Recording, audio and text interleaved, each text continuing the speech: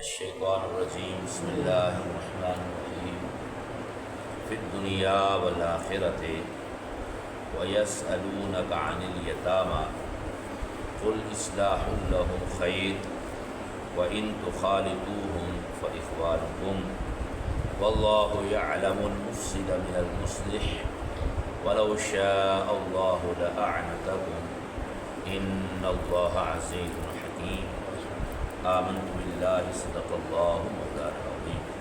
انتہائی معزز و محترم احباب ذوقات، درس قرآن کی اس مختصر نشست میں آج سورہ البقرہ کی آیت نمبر 220 آپ احباب کے سامنے تلاوت کرنے کا ارشاد حاصل کیا ہے۔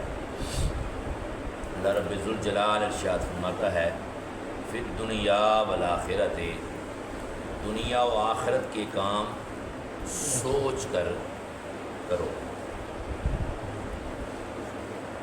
وَيَسْأَلُونَكَ عَنِ الْيَتَامَى، اور وہ تم سے یتیموں کا مسئلہ پوچھتے ہیں۔ قُلْ، بتاؤ، اصلاح لَهُمْ خَيْرٌ، ان کا بھلا کرنا بہتر ہے۔ وَإِن تُخَالِطُوهُمْ، اور اگر اپنا اور ان کا خرچ ملا لو، فإخوانکم، وہ تمہارے بھائی ہیں۔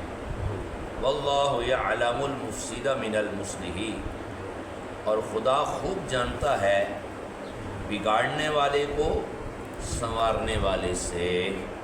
ولو شاء اللہ، اور اللہ چاہتا تو لأعنتکم، تمہیں مشقت میں ڈالتا۔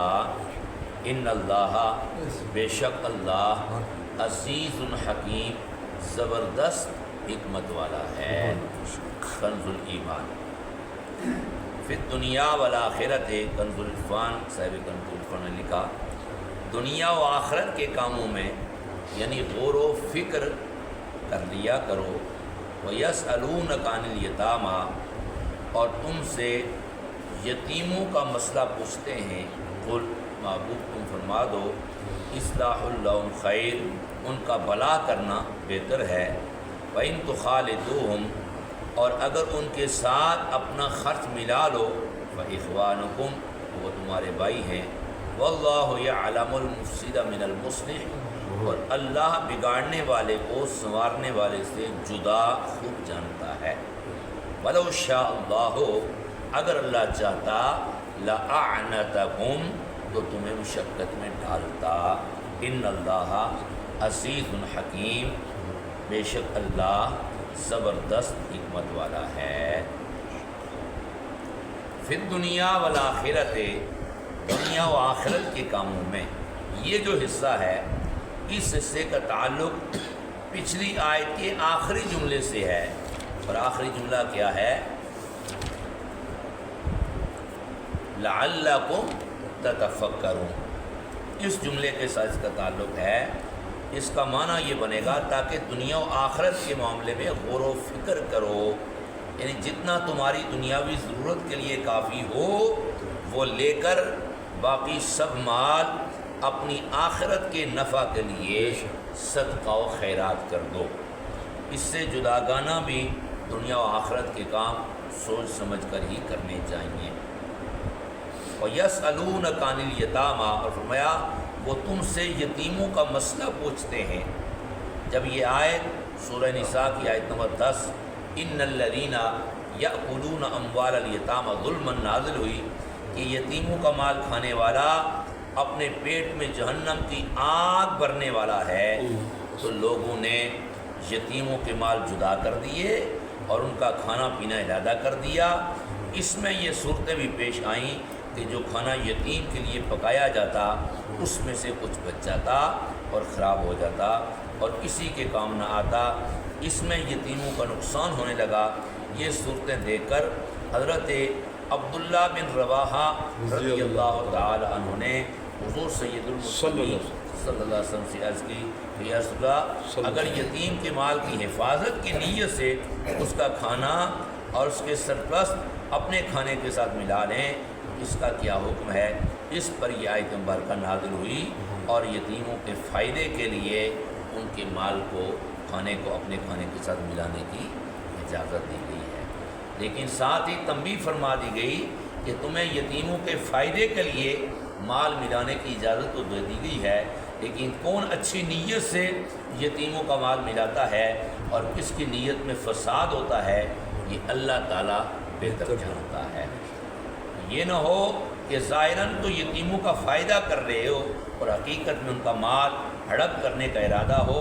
آیت مبارکہ کا یہ حصہ واللہ یعلم المفسد من المصلح، کہ اللہ تعالیٰ اصلاح کی نیت والے اور فساد کی نیت والے دونوں کو خوب جانتا ہے۔ یہ فرمان نہایت جامع ہے اور زندگی کے ہزاروں شعبوں کے لاکھوں معاملات میں رہنمائی کے لیے کافی ہے، جہاں ایک ہی چیز میں اچھی اور بری دونوں نیتیں ہو سکتی ہیں، وہاں دوسرے لوگ اگرچہ بری نیت کو نہ جانتے ہوں، لیکن یاد رکھیے اللہ تعالیٰ اچھی نیتوں کو بھی جاننے والا ہے اور بری نیتوں کو بھی جاننے والا ہے۔ یتیموں سے متعلق دو احکام سماعت فرما لیں۔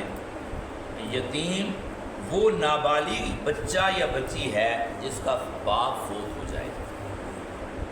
یتیم کا تعلق نابالغی کے ساتھ ہے، بالغ بندے کا باپ فوت ہو جائے تو وہ یتیم نہیں کہلائے گا۔